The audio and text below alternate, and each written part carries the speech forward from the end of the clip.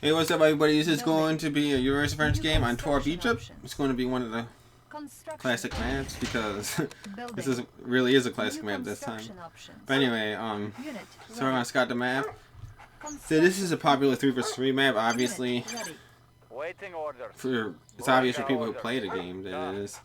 So we're going to try to enemy scout a little bit. Sometimes I kind of just like some games if I'm like lazy, I don't even like really try to enemy scout. I'm like whatever, it's gonna scout me anyway, so why even enemy scout? But should try a little bit. And one thing about the conscripts, it costs $100.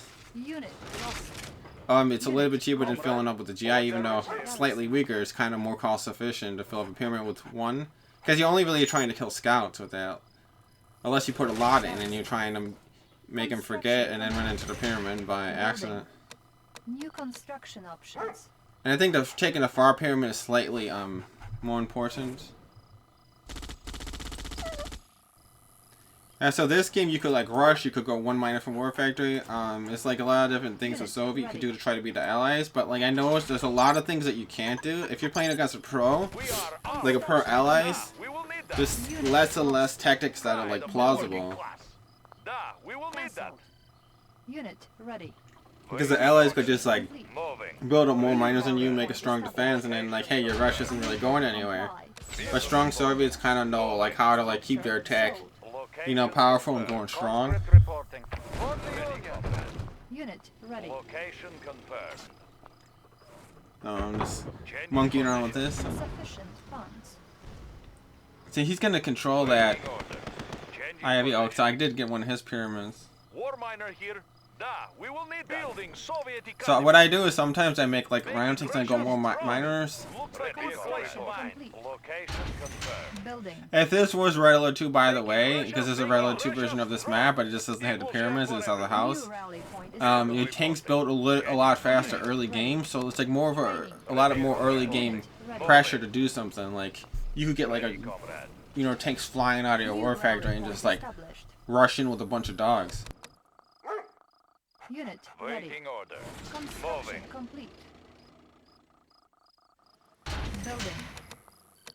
But in Euros Revenge, you kind of like be a little more patient. Unit ready. And Construction. we're not really patient, so but I mean you want to like plan your attack a little bit better, not just like more stuff wins.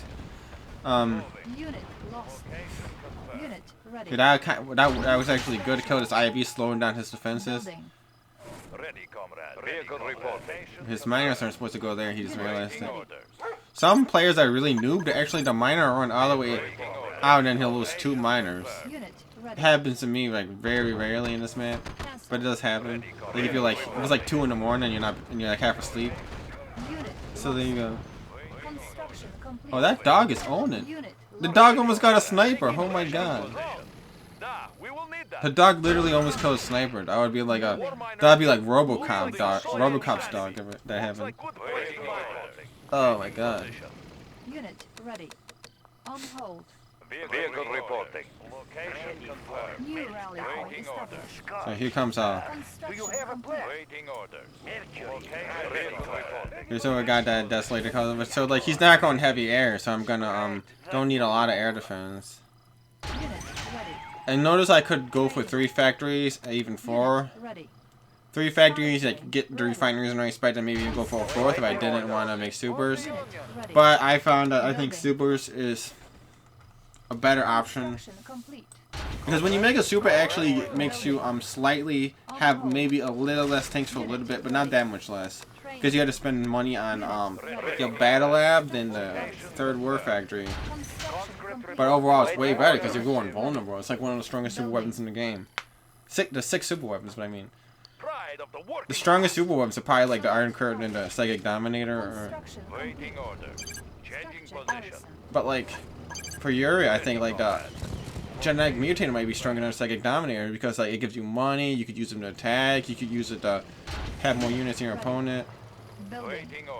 But I think Iron Curtain is probably better than Curtis overall, but not in general. And Weatherstorm's a little bit better than Nuke, but like not that much better enough for the. But anyway, here we go. Killing his lab is definitely super good. Oh, I got a. Unit lost. Okay, he didn't have a shield up yet. Pulse shield ready. It's kind of worth it. So when you go for buildings like that, you usually lose tanks. Unit promoted. You kind of like Unit lost. trade tanks for Iron curtain ready. buildings, Construction complete. and that's an important thing to know because like it's definitely worth it. Killing the LA Battle Lab is probably like the best bang for your buck actually. Here you go. Warning. Because that basically throws them off and it makes them build like slower producing grizzly tanks. Unit lost. So I want to target his Unit like Eunice's tanks. Why am I going for the battle force? I should have went for this. Just ignore them. But he's going for my could have ignored him, but he's going for my miners. He would have killed like might have killed 2 miners. Oh great. So now it's basically like I had to go on defensive. Like he's got more stuff than me. ore miner under attack. Unit ready. Ore miner. Those battle forces distracted the heck out of me. I would have charged at his grizzly tanks a lot harder. Our base is So under now I got to go into defensive. Unit ready. Ore miner under attack. Unit lost. And he's Great Britain. You got to be careful with the snipers. Are deadly. Repairing. Our base is under Oh. attack. And then I was gonna shield. It's like, oh my god, what happened right there? Unit lost. Our base is under attack. So the name of the game is Iron Curtain Defense. Under attack. Unit ready. My battle bunker right there. It's good.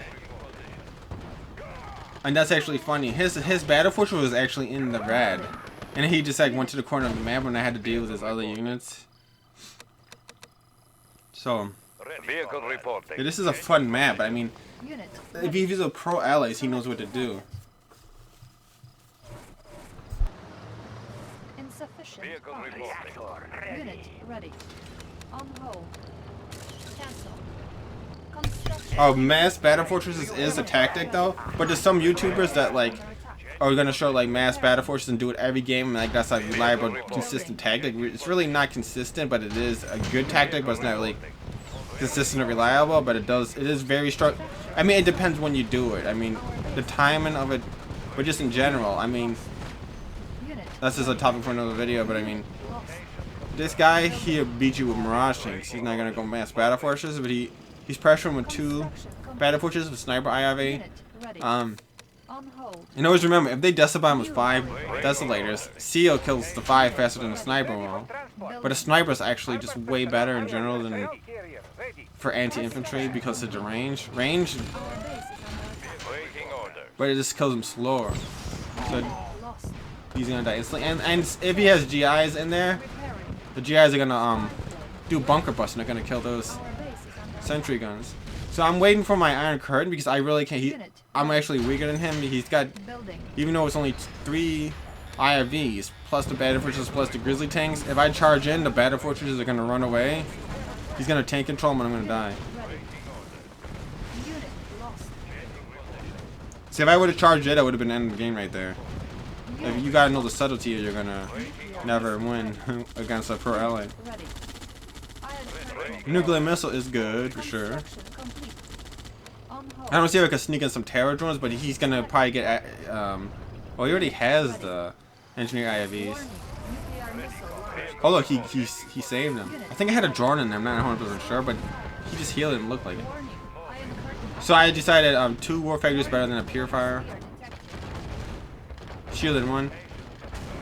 Unit promoted. So now it's looking very good, looking very good. Should I go for the miners? If I go for the miners, it's a little bit risky because I could kill the miners and then lose the game instantly after that. Or I could just like kill the miner. It's hard to explain. Building. If you kill all the miners, like he's gonna have no income and he's gonna lose in 5 minutes. But then I'm gonna lose like 7 Sold. tanks. Ready. Or I could go for that purifier, lose 5 tanks. And then he's just gonna charge me with the battle force and I lose the game right away. Forget about making money, forget about income, forget about how many war factories you have. He's gonna immediately attack. Unit lost.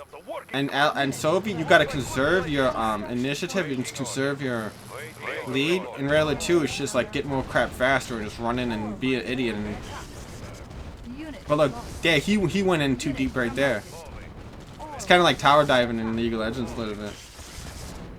So I just got him with my tower right there, my Tesla tower. Usually that's what happens when good players play. They put it on hold and then they just pop it up, just like pillboxes, but that's a lot stronger. All he's got is says one battle fortress is just not even full yet. All I gotta do is kill those 2 battle fortresses and it should be the end of the game. Unit lost. Unit I could save my Iron Curtain since he only got really 1 unit. The Grizzly Tank's not. select. Yeah, it's basically a good game. Thanks for watching. And that's the Iron Curtain defense, and that's how you do it as a defense.